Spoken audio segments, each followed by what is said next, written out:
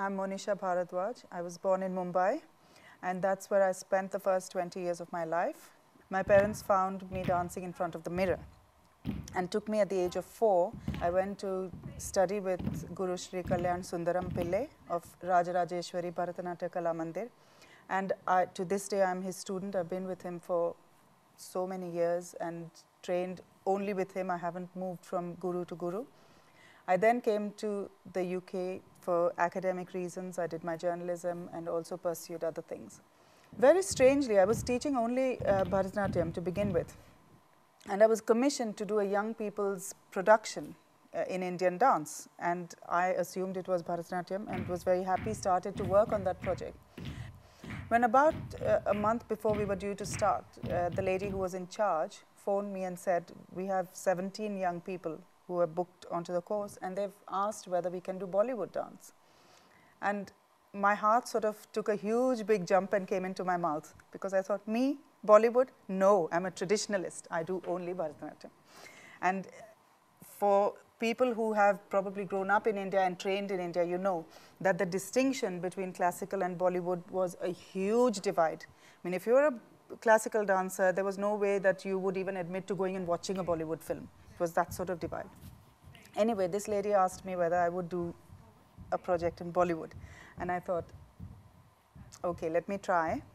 Firstly, to find the energy within myself to do it and to move, to actually cross over and say, right, this is where it opens up. The first thing I ever teach anyone is the hands. To me, that is very important, the arm shapes and getting everything to look very, very elegant. I always like to remember the roots, really. When dance came into film, it was all classical. All the people who were dancing, the heroines, the choreographers, all of these people were classically trained. If you look at Gopi Krishna's dances, they're all based on Kathak. You did not have anything that did not look classical. The great thing about Bollywood dance, I think, is it is so accessible. The music is so accessible that anyone who watches this kind of dance wants to stand up and dance it as well. Well, I personally use all styles. I've studied a bit of belly dance. I've studied a bit of salsa. So disco, everyone did. I mean, I grew up in Mumbai. We all went to the disco every weekend.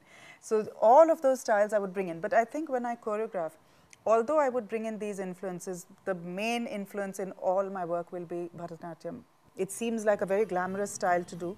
And of course, it's very instant, which I think is one of the main things that our young people face today. Everything is very quick, everything is instant. You can learn a whole song in 5 weeks' time and you can perform it in 6 weeks' time. Whereas for Bharatanatyam, you know that in 5 weeks' time you would probably be doing just Tattaru properly. In all my Bollywood dance classes, I have always said that if you do not take from the classical tradition, you will not be the best Bollywood dancer that you can be. I mean, even today, if you look at all our good dancers in film, Madhuri Dixit, classically trained, Aishwarya Rai, classically trained.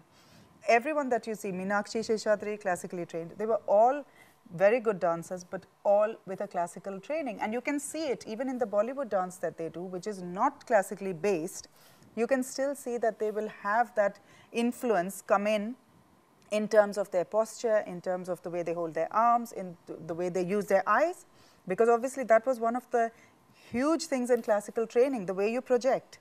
And that will come in all these Bollywood dances when they are being performed by someone who's classically trained.